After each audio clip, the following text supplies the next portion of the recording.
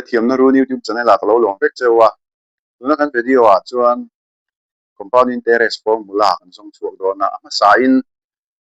simple interest formula kan hiat vek rin oma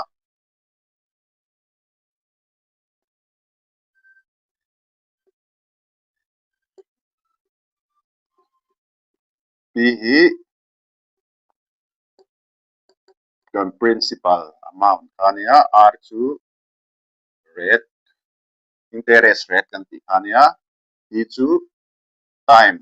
kumani thang pui o chuan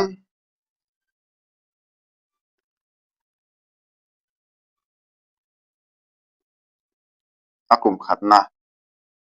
t equal to 1 kum khat zelin kan chok do na kum khat chunga apung tu ra kan chok do ni I1 ka tianga I1 equal to P into RTI A1 kalau ni to a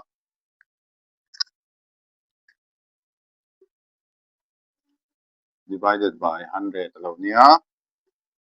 I1 equal to PR by 100 chuan hei kan nei ta I chuan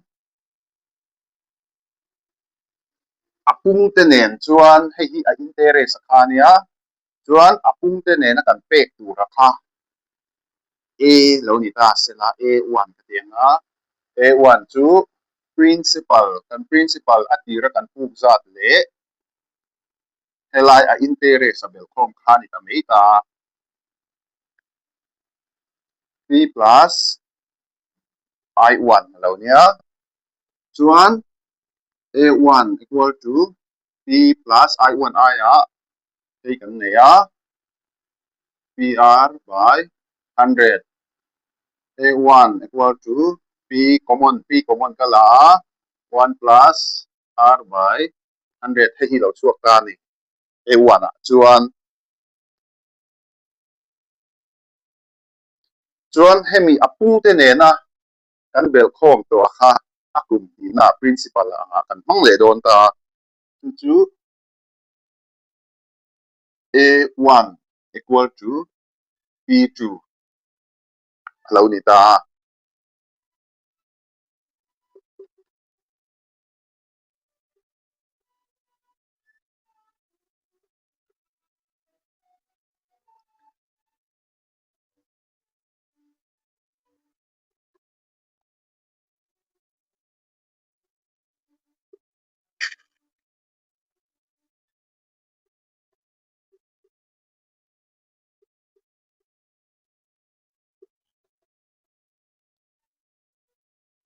I2 equal to P2 time a hian 1 thau ani na chan chu kum ti na po khan kha mi kum ti na ka kum khat thau ang ani wangin kum khat chung thau kum kha kan chu tu ni wangin ti hi 1 lo ni ta ni P2 into R by 100 chuan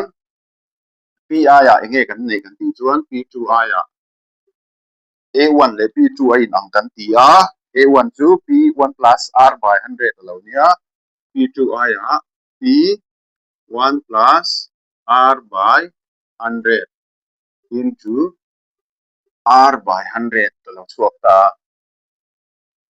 ti chuan A2 chu P plus I2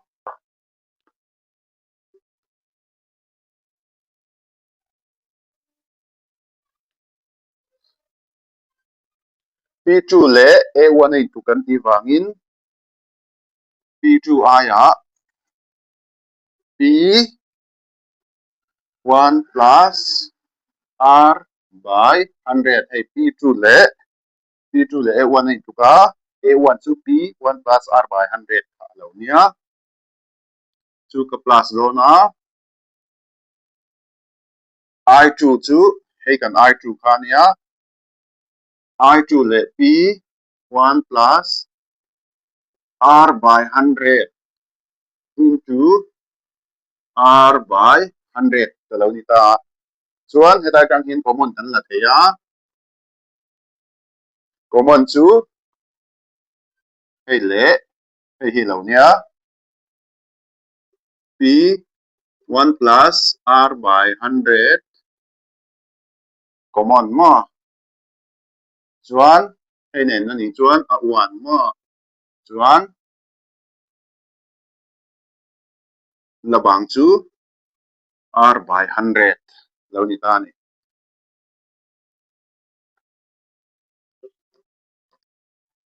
chuan hei le hei kan multiply chuan p 1 plus R by 100 to the power 2 lo ni don ta ni